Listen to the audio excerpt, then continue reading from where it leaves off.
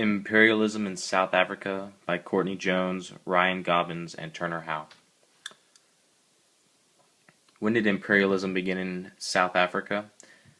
The Portuguese were the first Europeans who reached the southern tip of the African continent in the late 15th century. For Europeans, it promised a sea route to the riches of India. Portuguese fishing settlements developed across the southern coast. In 1652, the Dutch East India Company established a port at the Cape of Good Hope and saw the birth of Dutch settlements across South Africa. Afrikaners, who were the Dutch settlers, and Boers, who were Dutch farmers in South Africa, enslaved the native African populations and forced them to work on farms, in mining, and as servants. The British saw the value of South Africa's ports, and in part to prevent French annexation of the colony, they captured it in 1806.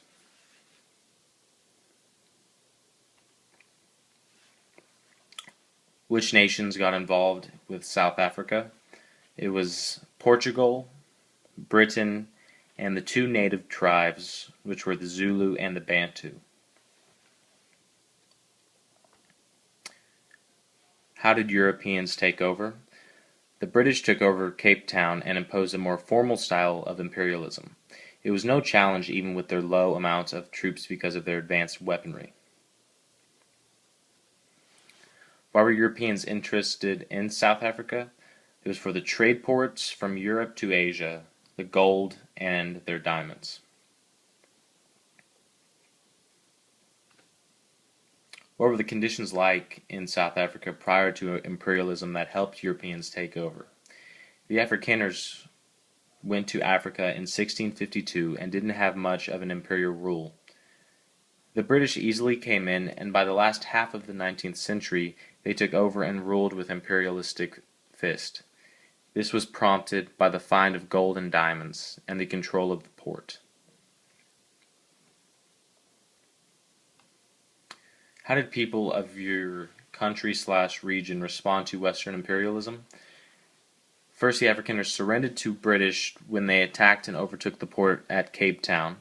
Then the Afrikaners employed the Zulu, who were a southern African tribe, to help fight off the British.